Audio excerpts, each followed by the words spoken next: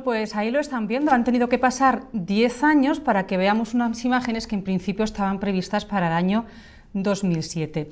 Después de muchos años de obras, de problemas, después de que nos prometieran una y otra vez una fecha y otra fecha para el metro, hoy, 21 de septiembre, a las 12 del mediodía, el metro ya es una realidad. Los políticos esta mañana se hacían un primer viaje de, digamos, preinauguración y a partir de las 12 ya realmente se ponía en funcionamiento para que cualquier ciudadano pudiera probar el nuevo medio de transporte. Y bueno, y tengo que decirles que bueno, esta mañana yo creo que se entiende que es normal que hubiera mucha gente, pero hoy esta tarde había gente montada en el metro. Como les decimos, más de 10 años después, el metro en Granada es ya hoy una realidad. Saludos y bienvenidos. La verdad es que yo creo que no hay mejor manera de empezar esta nueva temporada de debates en Onda Luz Granada que con estas imágenes del metro. Yo creo que nuestros invitados hoy, que cambiamos día, pero no de contertulios, estarán de acuerdo conmigo. Juan Pinilla, ¿qué tal? Muy buena, pues encantado con el metro. Agustín Ruiz Robledo, ¿qué tal?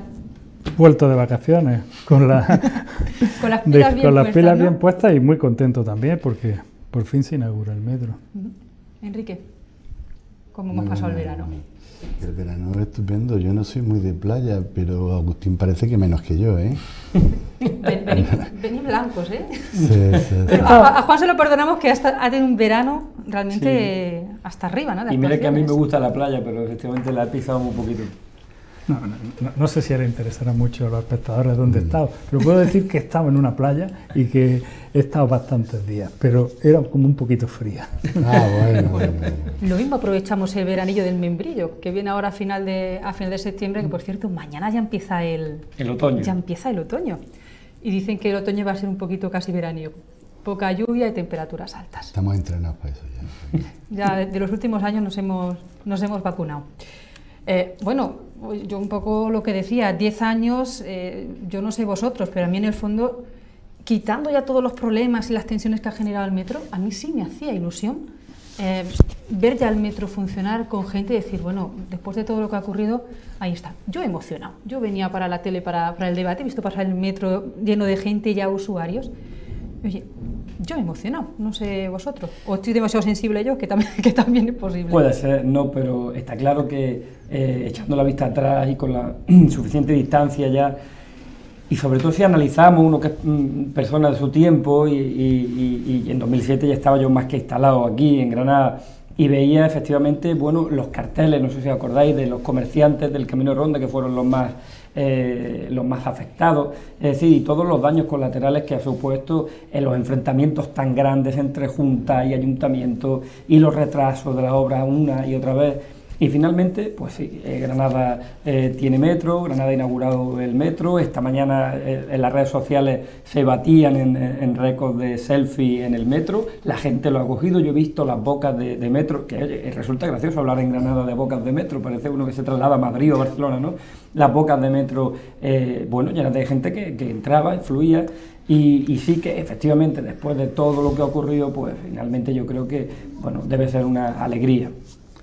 Sí, hombre, porque si miramos un poco hacia atrás lo que nos va a dar es tristeza, ¿no? Es decir, estamos hablando de 10 años de retraso, pero si nos ponemos desde la primera vez que se presentó el proyecto, que fue por allá como por 1988, claro, son 19. Son 19. O sea que depende de dónde tomemos, podremos ir alegrándonos o poniéndonos un poco más tristes. Lo mismo que si miramos el presupuesto, creo recordar que en términos redondos eran 260 millones y ahora nos hemos ido más de 500, ¿no? 550, o sea que depende. Pero yo en vez de fijarme en este tipo de cosas, como me gusta un poco mirar hacia adelante y lo que decía Estrella, ¿no? Los detalles, la ilusión, las cosas que piensan. A mí me ha llamado mucho la atención que no haya venido la presidenta de la Junta de Andalucía a la inauguración. Va a haber una inauguración posterior institucional ya con la presidenta de la Junta. O sea que hoy con el consejero no era institucional, ¿no? O sea, este señor no forma parte de la Junta, por lo visto, ¿no? El señor consejero de Fomento, ¿no? Yo no sé si esperabas en Granada se podría esperar que hubiera venido la propia presidenta de la Junta a inaugurarlo, por lo menos, vamos, es el proyecto de tráfico y de movilidad más importante que hemos tenido en Granada en los últimos años. Es que me ha llamado mucho la atención porque he visto que estaba en un ayuntamiento de Córdoba inaugurando el edificio del ayuntamiento, ¿no? Entonces, como me ha parecido a mí, como que eran dos cosas no eran exactamente iguales, ¿no? Supongo que tendría una obligación muy importante. No había proporcionalidad, según. No había proporcionalidad. Me ha dado un poco la impresión, porque no quiero pensar que a lo mejor no ha venido porque pensaba que se podía estropear el metro, ¿no? No quiero pensar que ha sido esa la razón. Si ahora me dices que hay dos inauguraciones, entonces me tiende a pensar que sí, que lo mismo no estaba muy segura de que funcionara. Lo tienen que rentabilizar políticamente, está claro. No después de toda la inversión y después de que la gente lo está cogiendo. 550 millones. Hombre, yo no sé, Enrique, si, como dice Juan, es difícil o no rentabilizar políticamente un proyecto que ha tenido precisamente políticamente y económicamente tantos problemas. Bueno, efectivamente, los problemas hay que tener memoria. Efectivamente, el presupuesto era uno, luego ha sido otro, pero hay que pensar por qué ha habido esa diferencia. Y por qué esa diferencia en el tiempo también. Yo creo que una ciudad como Granada no había necesariamente que hacer un soterramiento del metro, que es no caro, carísimo. Y yo soy uno de los que está ahora deseando ir a Alcázar Genil, que me han dicho que Antonio Torrecilla hizo una estación ahí espectacular. Bueno, porque las cosas que hacía Antonio me gustaban mucho y creo que desde el punto de vista arquitectónico pues merece la pena. Desde fuera, yo todavía no he entrado, desde fuera las bocas de metro que tú dices, el diseño es fantástico, es bellísimo. Pero la pregunta que hay que hacerse, ¿era necesario soterrar? ¿O una ciudad como Granada, en superficie como tantas ciudades europeas, hubiéramos tenido por mucho menos inversión un metro en superficie? Y a lo mejor con la diferencia de dinero se podía haber atendido un ramal que a toda la cornisa sur, Monachil, La Zubia, Ogíjar, Escájar, Gójar, que se quedan fuera de esta línea. Pues a lo mejor en su momento, en el momento inicial, en vez de soterrarlo, había que haber pensado otras soluciones y haber pensado en toda esa cornisa sur, que efectivamente, si ya con lo que hay se pretende que haya 3 millones de vehículos menos, imagínate si todos los de la cornisa sur también fueran usuarios.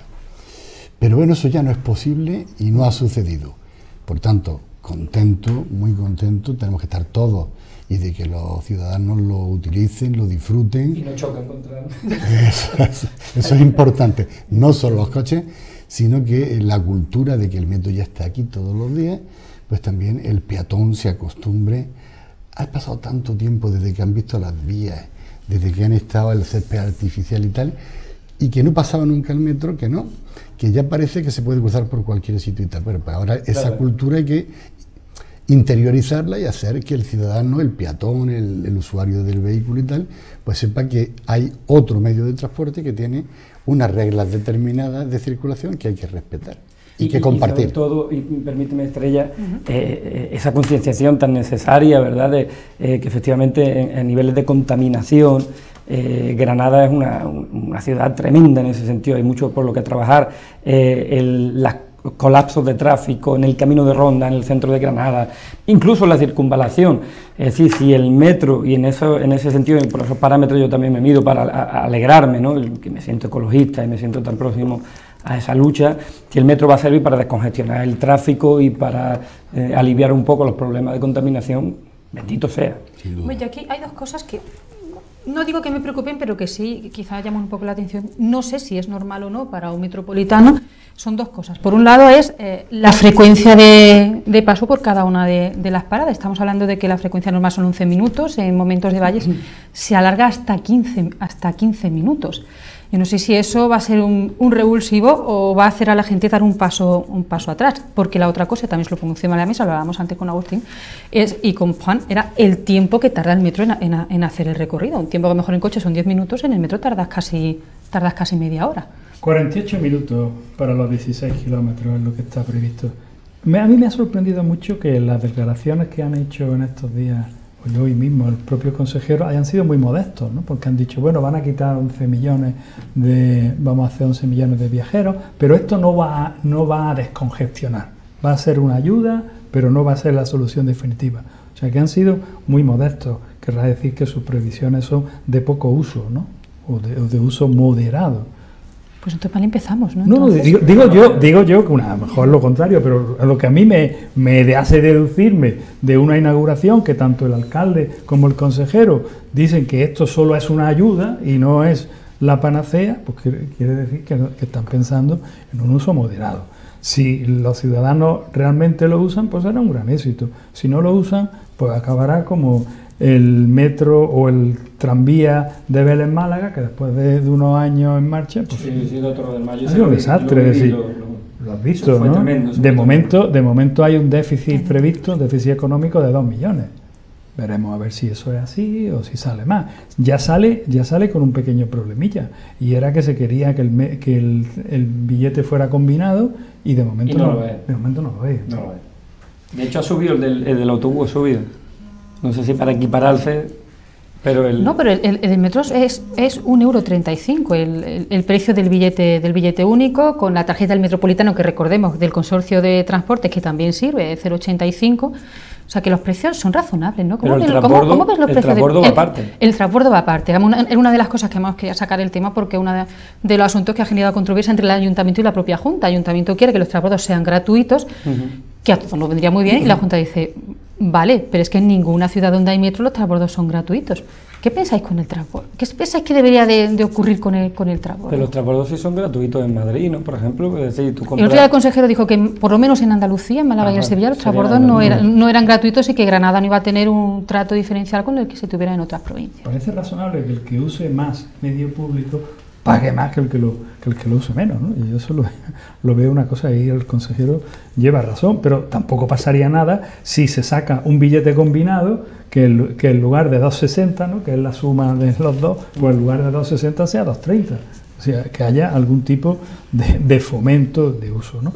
Pero lo que hay que pensar es si se va a usar realmente el metro, ¿no? O sea, ¿qué gente lo va a usar? Porque ¿cuánta gente va de Armilla hasta Albolote? Serían las dos puntas, quizás, ¿no? Es un error pensar que el que coja el metro tiene que transponer al Albolote. No, lo que pregunto es si va a tener mucha utilidad. Que haya mucha gente. Y a recogidas. Pero de Armilla a Granada y de Albolote a Granada, claro, ida y vuelta, sí. O sea, el tema es que, por eso yo decía lo de la cornisa sur, que ha sido una oportunidad perdida, porque claro, el tema es la gente del área metropolitana que viene a Granada y que vuelve luego. Un sistema quizá más radial que lineal, te refieres. También es cierto que los autobuses de los pueblos, ¿no?, que conectan los pueblos de la provincia con Granada, y el nuevo PTS, no sé si era por las cuestiones del metro, no han desviado su trayectoria, es decir, los autobuses que vienen de Huetortájar, de Loja, de Salar, que son los que más conozco, Montefrío, paran en la estación de autobuses y cerca del clínico antiguo, pero no en el PTS, con lo cual ahí sí que hay bastante público potencial para el metro, desde estación de autobuses hasta el PTS, que creo que son unos 30 minutos lo que tarda. Bueno, eso efectivamente, porque tu pueblo, los y tal, está más retirado, pero hay un sector de autobuses, Santa Fe, Albolote, Atarfe, Maracena, que donde paran es en la nueva estación de autobuses que se inventó el ayuntamiento, claro, que es en mi calle, en Marinocete. O sea que allí también pueden coger 529 autobuses al día, ¿eh? Porque sí. Cada 10 minutos pasa y los de para uno. Sí. Entonces, bueno, a eso evidentemente pues hay que darle una solución. El valle que tú decías, que verde era mi valle, el valle y la frecuencia y tal. Los autobuses, quitando el LAC, ¿no?, que tiene otra frecuencia, los autobuses pasan cada 10-12 minutos. Y en valle algunos hasta 20. Exactamente, sí. Sí, pero que no sé si uno tiene la sensación, uno va a Madrid, ve que cada 2 por 3 te pasa un metro, y uno pensaba que quizás ese metro iba a ser más rápido, o es una buena frecuencia. Pero bueno, hay horas en las que hay más tráfico y horas en las que hay menos, ¿no? Entonces supongo que lo que tiene que ir a ser este tranvía, que me cuesta un poco de trabajo llamarlo metro, ¿no? Pero sí. Es un tranvía, Entre otras cosas porque de la primera gente que pidió en los años 80 el tranvía, éramos un grupito que nos hicimos a los amigos de la bicicleta, que luego nos cambiamos al Granada al pedal, y ahora hemos celebrado el 20 aniversario de nuestras reivindicaciones, ¿no? Pues hablábamos siempre de un tranvía, porque además tenemos la nostalgia, aquellos que lo conocimos, de los gran tranvías, que era un sistema absolutamente radial, ¿no? que unía todo. Y funcionaba muy bien. Muy bien. Para mi gusto, sí. Muy bien. Sí. Ha dicho el presidente creo que era el presidente de la Diputación, decía, vale, ahora hay que pensar en, no le ha llamado de línea 2, pero sí en ampliar el metro a otros sitios. Yo no sé si da pánico ahora decir, vamos a iniciar otro... Pánico. Eso ya no tiene vuelta atrás, otro proyecto, al ¿no? principio, pero un ramal que con la inversión del soterramiento se podía haber abordado en superficie y toda la cornisa sur, porque esto conceptualmente era para que los pueblos del área metropolitana que vienen a Granada a 1000 cosas, y tienen que volver, desde gente que viene por recibir clases en la universidad o en los colegios o al hospital o a hacer determinadas compras, que viene y que va. Pues lo lógico es que la cornisa sur, que tiene una densidad de población brutal, hubieran tenido un ramal del que poder servirse. Con lo cual... Creo que ha sido el presidente de la Diputación o alguna otra autoridad que ha pensado venir a la Gavia. No, es un poco en dirección contraria, La Gavia. Yo he dicho, y lo siguiente es las Gavias al Bolote. Bueno, es que hay quien piensa que, o que no entiende que esta primera línea no llegará hasta la Gavia si se queda en Armilla. Bueno, los que vivimos en Churriana, pues Bueno, nos queda la lengua así de... Un poquito más, un poquito de cornisa, haber llegado hasta Churriana. La cornisa sur son palabras mayores. Que Yo entiendo que son palabras mayores, pero que bueno, sí tendríamos que tener el horizonte de que eso está ahí. Hay una cantidad de población enorme que cuando dicen, vamos a quitar de en medio 3 millones de vehículos, pues imagínate si le podemos sumar por lo menos otros 3 de la cornisa sur. Pero bueno, eso hoy no toca. Hoy lo que tenemos que estar de verdad es contentos de que está ahí, y ojalá que la gente interiorice y cree la cultura de utilizarlo, y que es un medio limpio. Hay gente que está muy dispuesta a usarlo. Por ejemplo, mi hijo mayor, que está en la universidad, ya ha quedado con varios amigos para montarse una fiesta. Porque yo en el metro. No, han quedado en casa de un amigo, no sé qué, y se van allí. Lo van a inaugurar. Es una buena noticia. La verdad es que hablando con vosotros, se me venía a la cabeza, digo, lo bueno de la vida de cumplir años es que uno se acuerda de todas las cosas que vive, ¿no? Y me acuerdo, yo no sé si os acordáis de realmente la idea inicial que trajo mucho debate de un metro que pasara por San Juan de Dios o por Gran Vía, que llevara o no catenarias, cuando se empezó a hablar de todo aquello. Muchas veces yo he pensado en lo que ha derivado aquella idea de un tranvía en superficie. Eso es casi la paleohistoria, ¿no? Sí, por eso digo que lo bueno de cumplir años, que uno echa la vista atrás y dice, uno dice, bueno, qué mayor estoy, ¿no? Pero por otro uno se acuerda de ese tipo de cosas. Yo no sé si aquello, no sé si realmente a mí me hubiera gustado que hubiera sido así, un metro en superficie. No recuerdo si técnicamente era posible o no. Si tú te acuerdas de eso, imagínate lo que nos acordamos cuando el tranvía cuando estaba el iba tranvía por San Juan suyo. de Dios y llegaba hasta el Bolote. La Gran Vía no lo recuerdo yo, pero por San Juan de Dios, la fuente, Plaza Nueva, perdón, la fuente de las batallas, San Antón. ¿Por dónde está el botánico ahora? Claro. Por de derecho, por la plaza de derecho. Hay Que hay restos o por lo menos había restos de un Hay pequeño fragmento del tranvía. Los del área metropolitana, que no eran amarillos como ese, que eran azules y blancos, llegaban hasta donde ahí está la bandera, hasta el Padre Suárez, y daban la vuelta y para La Vega otra vez. El tranvía de la Sierra. El tranvía de la Sierra estaba en el otro lado. Salía de Claro. De Humilladero, ¿no? O de la carretera de la Sierra. Salía de la carretera de la Sierra. Del principio de la carretera de la Sierra a la derecha. Justo detrás del Puente Verde, que ahora han hecho un edificio, no hay un edificio ahí. Sí.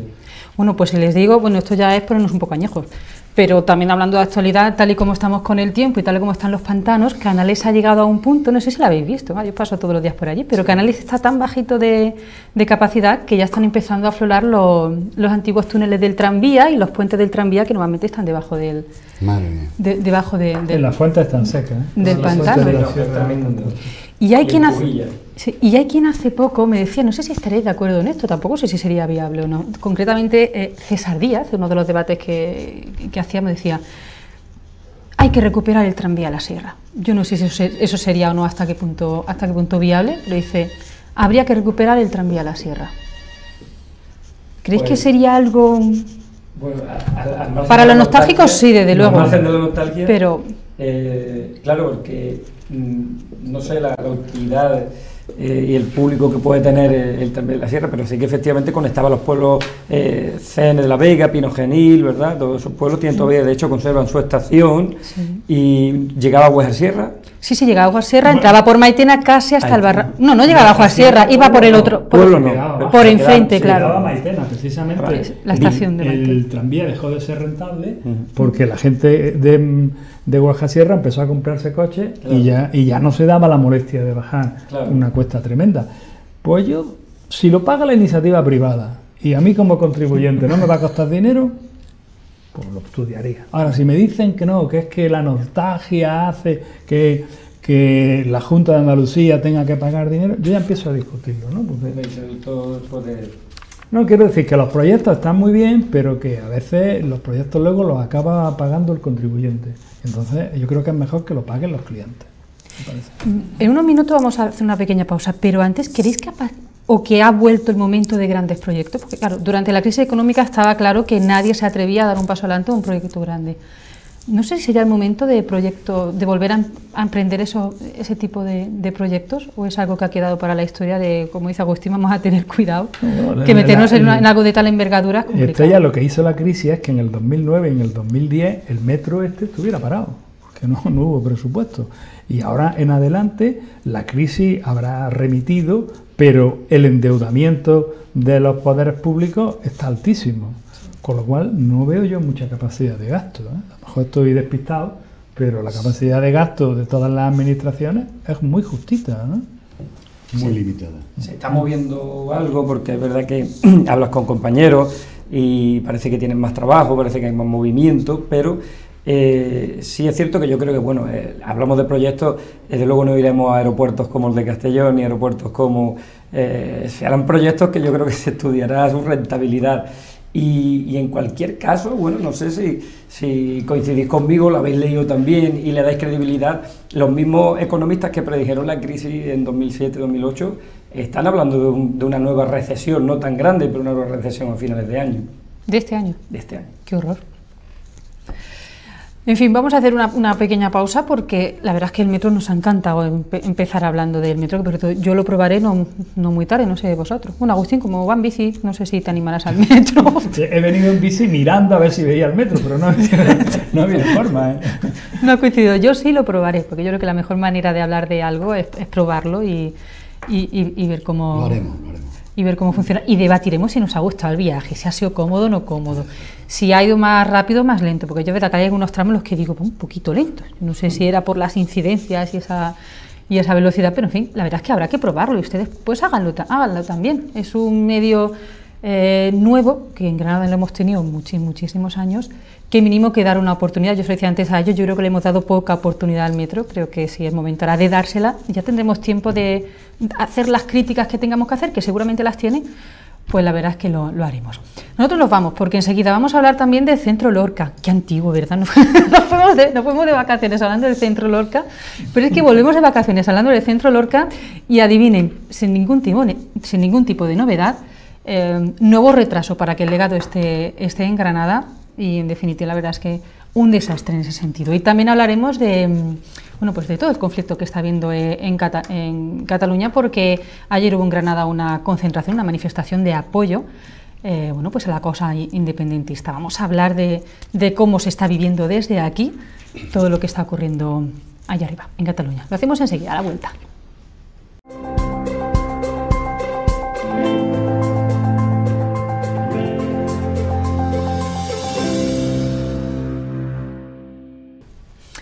Bueno, pues aquí estamos de vuelta, nos pilla un poco lejos, pero lo que está claro es que el conflicto que se está viviendo en Cataluña es algo que afecta a toda España, a todo el país y por supuesto, Granada.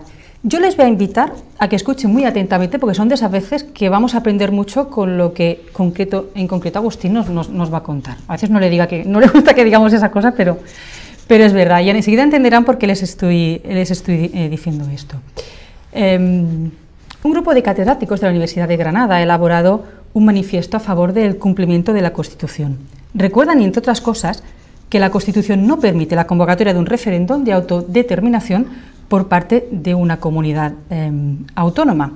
Los promotores de este manifiesto son los catedráticos de la Universidad de Granada, Joan Oliver, y a quien tienen ustedes a mi izquierda, Agustín Ruiz Robledo. Por lo tanto, era imprescindible, importante, además, tenía que ser así, que empezásemos mirando precisamente a Agustín para que nos hables de este manifiesto y nos des algo de luz, que yo creo que sí lo vas a hacer, sobre todo lo que está ocurriendo en Cataluña, que para muchos está perdiendo cualquier sentido común que ya podamos tener, ¿no?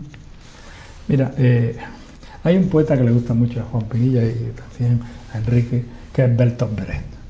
Y en los años 30 dijo algo que luego se ha repetido mucho, ¿no? Dice, ¿qué tiempos más tristes en los que hay que luchar por lo obvio? Y nosotros hemos llegado a un tiempo tan triste en que los profesores de Derecho Constitucional, más de 200, hemos escrito y hemos salido a defender que la Constitución está por encima de todas las leyes y que ningún órgano se la puede saltar. Entonces, a mí se me ocurrió con mi amigo Joan Oliver, catedrático de las Islas Baleares, poner esto que estaba en el ambiente, ponerlo por escrito e invitar a nuestros amigos que quisieran y a firmarlo. Y nos hemos encontrado con que muchos compañeros pues lo han firmado. No es verdad que Cataluña tenga un derecho de autodeterminación o un derecho a decidir.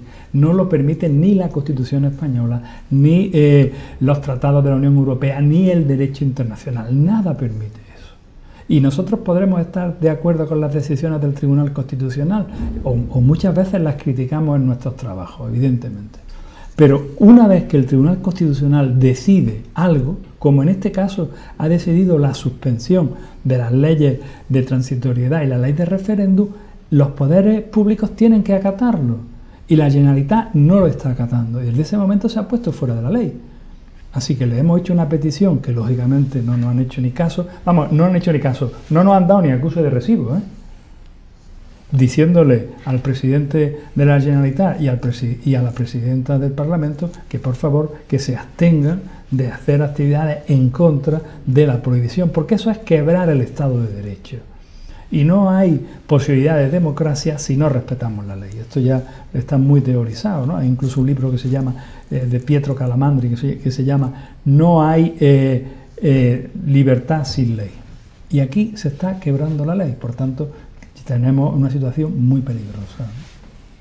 Pero yo pregunto, porque se habla, lógicamente, en los medios de comunicación, nada más que pongan la radio, pongan la televisión, el debate está sobre Cataluña, porque creo que además, es uno de los problemas políticos más graves que yo recuerdo. Es decir, pero Agustín, no existe un BOE del año 1977, te lo digo porque lo he escuchado a gente y a otros desmentirlo y a otros no decirlo.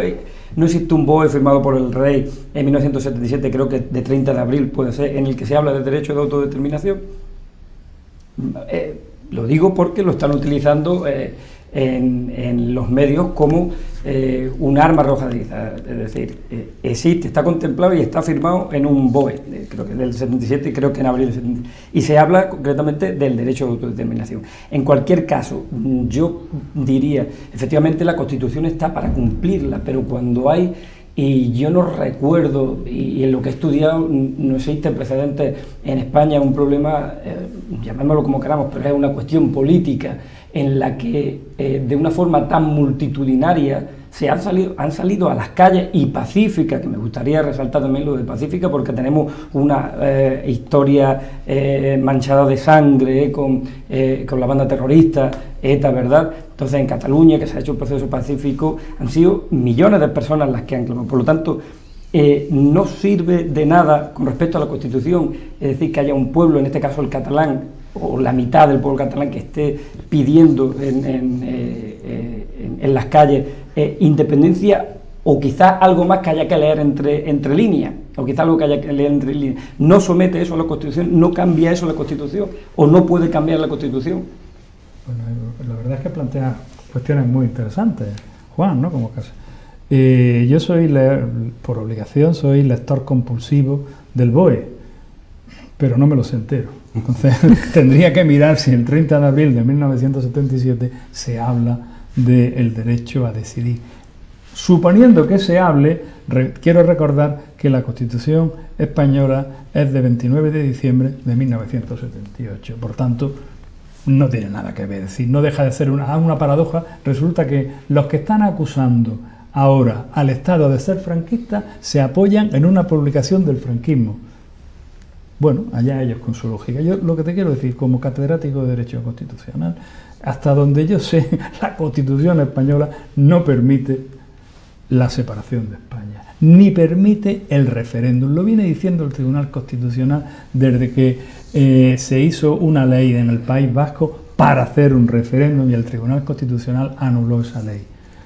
Está claro que en el artículo 149, 1.32, la competencia para convocar referéndum le corresponde al Gobierno central, con lo cual eso es una discusión agotada. Es tan agotada que si miráis la ley del referéndum de Cataluña hace referencia a unos derechos universales que están en la ONU y deben de estar flotando por ahí, porque la ley no ha sido capaz de citar un artículo concreto y una sentencia del Tribunal de Justicia o el Tribunal de Justicia de La Haya. Y eso que en su momento estuvieron hablando con una sentencia sobre Kosovo. No han sido capaces de citar una sentencia, entonces jurídicamente no tienen apoyo, no tienen ningún apoyo. Ahora, otra cosa es que retorzamos el derecho y digamos, como el derecho de participación política es un derecho fundamental y yo quiero votar el 1 de octubre, están violando mi derecho. Bueno, podemos retorcer el derecho, porque el derecho a participar no significa que tú puedas votar cada vez que un órgano te convoca, sea legal o ilegal. Esa convocatoria es ilegal. Es ilegal de arriba a abajo, no hay donde cogerla en el plano constitucional y en el plano jurídico. En el plano político, Juan, tú lo has dicho muy bien. Oye, es que aquí hay una gran cantidad de gente. Esta mañana oía a una diputada decir vehemente: el 80% de los catalanes quieren votar, ¿no? Y yo decía, pues si nunca han votado el 80% de los catalanes, jamás han votado el 80% de los catalanes. ¿De dónde sale esa estadística, no? Pero bueno, ella la decía completamente convencida, ¿no? Entonces, el problema sociológico y el problema político está. Y evidente que el nacionalismo tiene una fuerza muy importante. Pero desde el punto de vista jurídico, desde el punto de vista del Estado de Derecho, de verdad que las discusiones son mínimas. Las discusiones son secundarias. ¿Está actuando bien el juez que entró en la consejería? ¿No está actuando bien? ¿Se ha presentado habeas corpus? Pero eso es secundario. Y no lo han aceptado. Pero eso es secundario, de verdad, Juan. Es decir, que en un momento determinado se pueda detener o no se pueda detener, eso es secundario. Lo básico es que se han aprobado 2 leyes que son inconstitucionales, que al aprobarse lo hicieron violando los derechos de la minoría, porque no respetaron ni su propio reglamento que permite que un grupo pida un informe jurídico, no lo respetaron.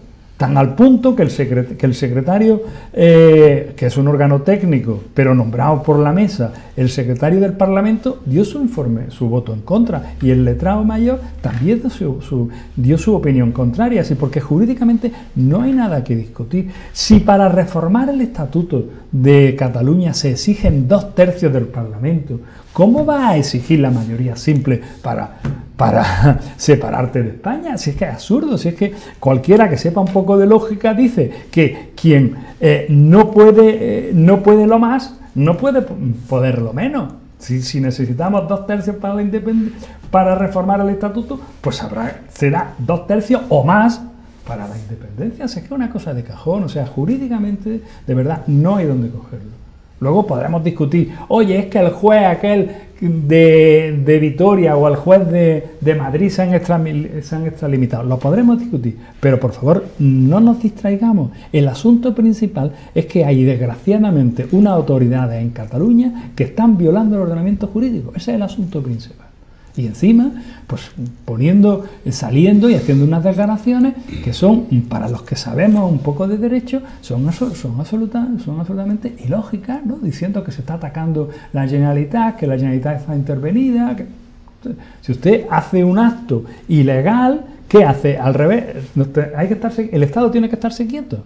Vamos, me parece francamente una subversión del ordenamiento jurídico, ¿no? No, iba a darle paso a Enrique. Bueno, yo creo que Agustín tiene razón. O sea, legalmente la cosa parece que está bastante clara. Otra cosa es ya el contexto que rodea todo lo que está ocurriendo y basándose en esa ruptura de la legalidad, pues todo lo que está ocurriendo ahora, que yo no sé hasta qué punto lo que dice Agustín de las detenciones, todo eso está jurídicamente compensado o no, ¿no? Enrique. El análisis jurídico que ha hecho, y no soy yo quien para decirlo, pero bueno, desde mi punto de vista, el análisis jurídico que ha hecho Agustín es sencillamente impecable. Es más, eso no tiene posibilidad de argumentación, aunque aquí opinamos todos, aquí. Algunos demás, tienen mucha gracia, algunas declaraciones tienen mucha gracia y las vamos a comentar. Pero desde el punto de vista jurídico es absolutamente impecable. Eso es así. Otro tema muy diferente es el sociológico y el político. Ahí hay una realidad que no podemos negar. Y no ha surgido en 48 horas. Esto viene de años. Y se ha estado mirando para otro lado. Pero casi de siglos, sí. El problema, bueno, pero sobre tema todo de Cataluña vamos a hablar son décadas. Estamos hablando de la Constitución, vamos a hablar sobre todo del tiempo que nos ha tocado vivir, ¿vale? Porque estamos argumentando jurídicamente la Constitución, que es la norma que nos hemos dado entre todos, por otra parte, democráticamente. Bien, el problema sociológico está ahí. Y votará el 80, el 90, ellos pueden decir lo que quieran. Si decían que con la participación del 5 les valía, o sea, que era una broma, todo eso es una broma. La sociedad catalana está fracturada prácticamente en un 50%. Esa es una realidad sociológica. Y durante años, desde que Felipe González le hacía la ola a la familia Pujol y decía que cree en la honorabilidad de los Pujol, porque políticamente durante un tiempo le vino muy bien los votos que Pujol le daba y los apoyos que le daba en Madrid. Luego Aznar, en la intimidad hablaba catalán también, ¿no? Y todo el mundo ha ido con este juego y haciendo una serie de concesiones y sin coger el toro por los cuernos, políticamente y sociológicamente. Y ahora tenemos un problema grave, no, gravísimo, porque es una realidad que está ahí y hay que intentar solucionarla, pero no como se está haciendo, que es una aberración. Hay que hablar, hay que sentarse. Ahora no hemos hablado, luego quiero saber tu opinión sobre la posibilidad de reforma federal de la Constitución, que es otra vía. Pero habrá otras 1000 fórmulas. Lo que no puede ser es esta vía exprés y de la forma tan vehemente, voy a olvidar los adjetivos, y tan brusca con la que se ventiló el tema en 24 horas saltándose cualquier normativa. ¿Que hay esa realidad? Nadie lo niega. Que se tenía que haber abordado y que ha sido una falta de responsabilidad política del gobierno del PP y del propio presidente Rajoy, sin duda. Pero de ahí a la vuelta que se le está dando, o la rentabilidad que una serie de partidos están intentando sacar de esto, o sea, pues como a mí me interesa eso porque estoy viendo que las encuestas dan tal, yo voy a hacer este movimiento. Yo creo que ha llegado el momento en el que haya una cierta unidad ante esto. Y lo que no se puede decir, cuando hay una fractura desde el punto de vista legal, si la democracia es el ABC, poder jurídico, está clarísimo, poder legislativo y poder ejecutivo. Y si tú te lo estás saltando, te estás cargando el Estado de Derecho, lo cual no es ninguna broma, Me interesa vuestra opinión sobre un asunto, más a colación de esto último que has dicho, sobre la unidad que debería reinar a la hora de responder este tipo de cosas. Hace unos días se llevó al Congreso una iniciativa de Ciudadanos para apoyar cualquier medida que tomara el Gobierno con respecto a esto que está ocurriendo en Cataluña. Y bueno, no sé, ya sepan ustedes lo que ocurrió con el Partido Socialista, que terminó votando en contra porque Ciudadanos no había aceptado una enmienda que ellos proponían. Yo creo que me digáis qué opináis sobre esto. O sea, hay que apoyar al gobierno el que esté en cualquier tipo de decisión que se tome. Menos algunos que se equivocaron. Menos 4, 3 andaluces que se equivocaron y otra persona que estaba convencida de lo que hacía. 9 grupos políticos, creo, ¿no? Eran 9 grupos políticos pidiendo la libertad de los presos. Algunos hablaban de presos políticos, de las personas que están ahora mismo detenidas. Y yo es decir, bajo mi punto de vista, que a mí sí me gustaría que hubiese una votación, a mí sí me gustaría conocer qué ocurre o qué quieren los catalanes, pero no puedo dejar de hacer un análisis, permitirme muy breve, sobre lo que está ocurriendo, porque en definitiva, no sé si habéis visto la presidenta del PSOE Balear dándole, bueno, apoyando ya incluso el derecho a decidir, y al final, si resulta que todo esto también puede responder a una estrategia de presión del gobierno catalán, le está dando fruto, porque ya hablábamos nosotros desde la radio, ya hablábamos nosotros, y lo hemos hablado también en esta mesa de debate, de la cantidad y yo recuerdo unas palabras de Agustín diciendo que conocía a gente que no eran, y algunos de ellos profesores seguramente, que no eran independentistas, pero que ahora, a lo mejor sin ser independentistas, como es el caso de las personas que yo conozco, incluso miembros de mi familia, que al principio no lo veían nada claro y ahora están absolutamente todos por el independentismo, pero lo ven como vía de escape a un Estado que consideran corrupto. Yo estoy repitiendo lo que la mayoría de las personas dicen, cuando efectivamente estamos hablando de que existe un partido también en Cataluña, que es el que está enarbolando toda la bandera, que no está libre de corrupción tampoco, pero ellos se ven, hablan de un Estado catalán, una república catalana en la que los crímenes del franquismo se investigasen, en la que no existiera la corrupción generalizada del régimen borbónico, etcétera, etcétera. Yo lo que quiero plantear sobre la mesa, ¿no le está surtiendo efecto al gobierno catalán al final el generar ese choque de trenes con el Estado? Porque es que resulta que cada vez tienen más adeptos, y yo no sé si ese 50% y 50% hoy día sería una realidad, Enrique, porque quizás si se pusiesen las urnas, a mi forma de entender, y según estoy viendo yo lo que está ocurriendo en Cataluña, creo que hay un porcentaje ya mucho más amplio que apoyaría la independencia. Pero como eso luego no lo vamos a saber, porque no va a haber, porque no hay garantías, no hay censo, no hay garantías de nada, pero no estaría mal. Lo que sí es verdad, que ante esa situación política y sociológica, el independentismo era un 12% hace unos años, y mira por dónde vamos, por una mala gestión de esa realidad social y política. Es que es un problema político que se ha judicializado. Es un problema político, se debería haber resuelto mediante la política. A ver, Juan, eso se puede resolver por la política si una parte quiere. Es decir, ETA era un problema político, porque ETA quería la independencia del País Vasco. Lo que pasa que como era gente muy nerviosa, cogían pistolas y se cargaban al que estaba en desacuerdo. Luego, cualquier problema político no se resuelve políticamente. Eso de los problemas políticos se resuelven políticamente, ojo, depende, porque si resulta que el tío que está enfrente es un fascista y me mata a tiros, pues ya lo dijo Churchill, ¿no? Con toda aquella con aquella política de apaciguamiento del nazismo. No se puede apaciguar a una bestia. Al final hubo que ganarle las armas. Entonces, los problemas políticos se resuelven políticamente. Yo, me vaya a perdonar, pero no me lo creo. Depende, es decir, es distinto, pero como el razonamiento ha sido abstracto, yo me mantengo abstracto y te pongo un ejemplo concreto. No se puede resolver políticamente el problema de ETA porque eran unos asesinos, ¿vale? Primer punto. Segundo punto, el caso catalán, salvo para Unidos Podemos y sus confluencias, me parece que el resto de fuerzas políticas españolas están diciendo ellos, que es inconstitucional. Y los juristas, pues lo estamos diciendo, ¿no? Y vuelvo a repetir, nuestro pequeño manifiesto, pues de aproximadamente un colectivo de 450 o así, lo hemos firmado 250, diciendo que lo que se está haciendo es inconstitucional y que no tiene apoyo en el derecho internacional.